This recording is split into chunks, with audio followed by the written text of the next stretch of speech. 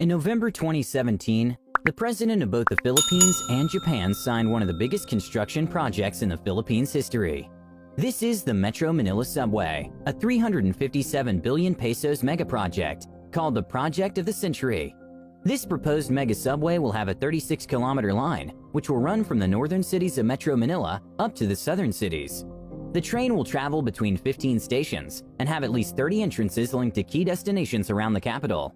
It will be equipped with over 240 trains, each being able to accommodate over 3,300 people. It will likewise be built by Japan's largest rail company.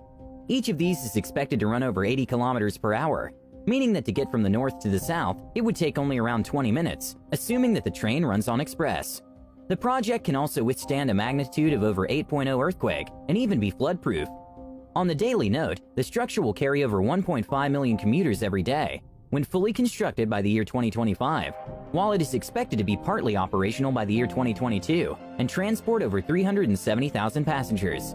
Despite being an expensive project, it is still a necessary investment for the future. Why? Because it would finally cut the famous traffic congestion in Metro Manila. In fact, traffic alone costs the economy over 3 billion pesos a day. That is well over 1 trillion pesos a year, meaning that the traffic jam is 3 times more costly than constructing the Metro Manila Subway. And if this is left alone, it could go up to 5.4 billion by 2035. But this will all change once the subway is constructed. Although this project wasn't the first time to be proposed in the country, in fact it was actually studied way back in the year 1973 by the Japanese International Cooperation Agency and David Kansunji. It was supposed to be set on track by the year 1977, but because of constraints, it was shelved. It was then again brought up in the 2014 Metro Manila Dream Plan by JICA, the Japanese firm that has helped the Philippines build hundreds of outstanding projects. By the time they had proposed this, they named it as the Mega Manila Subway, and used to be over 57 kilometers, which is more than what they are building now, at only 36 kilometers. Few years later, it now stands as an ongoing project under the Build Build Build program, currently being constructed and managed by a Japanese-Filipino consortium consisting of Shimizu Corporation, Fujita Corporation, Takenaka Civil Engineering, and the Filipino leading construction company EEI.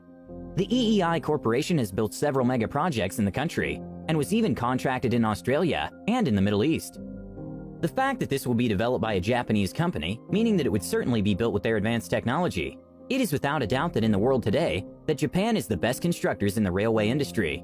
You could definitely see it from the works of their country, and even their so-called maglev train, said to be the world's fastest bullet train, as it had a speed of over 603 kilometers per hour, meaning that to get from Tokyo to Osaka, it would only take an hour, despite the fact that the distance from both cities is over 438 kilometers.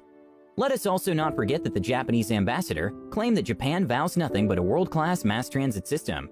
Despite the pandemic, it is still on track to be operational by the set date.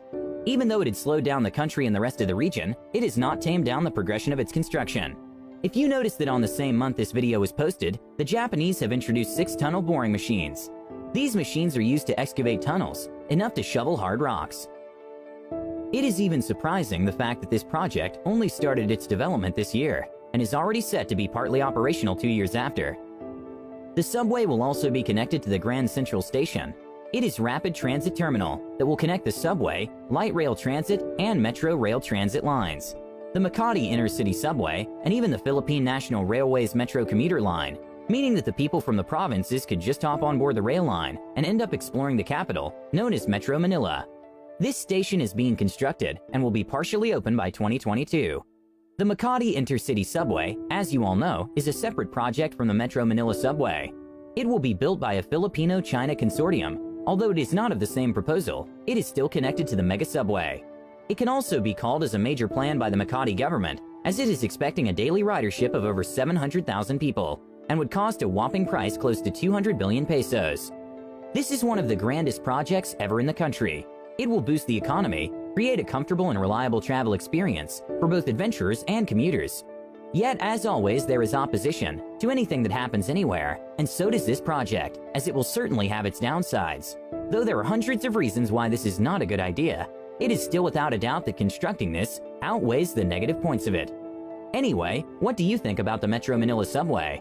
Will it be the country's project of the century and change the way we travel in the capital?